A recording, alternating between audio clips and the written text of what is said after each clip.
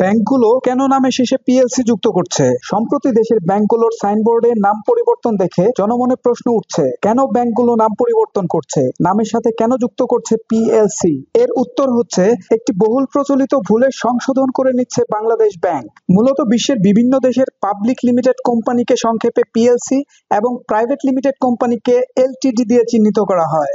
এই দুই ধরনের প্রতিষ্ঠানের মৌলিক পার্থক্য হলো, প্রাইভেট লিমিটেড কোম্পানির শেয়ার সহজে হস্তান্তরযোগ্য নয়। ব্যক্তিগতভাবে তা ক্রয় বিক্রয় হতে পারে, কিন্তু এর শেয়ার সাধারণ মানুষ ধারণ করতে পারে না। অন্যদিকে পাবলিক লিমিটেড কোম্পানির শেয়ার সহজে ক্রয় বিক্রয় করা যায় এবং এর শেয়ার সাধারণ মানুষ ক্রয় বিক্রয় করতে পারে। যেহেতু বাংলাদেশ ব্যাংকের তালিকাভুক্ত প্রায় সবগুলো ব্যাংকই পাবলিক লিমিটেড কোম্পানি, সেহেতু গত বছরের ফেব্রুয়ারিতে কোম্পানি আইন 1994 এর 11 ক ধারা অনুসারে ব্যাংকগুলোকে নামের শেষে পিএলসি লিখতে আদেশ দিয়েছে বাংলাদেশ ব্যাংক।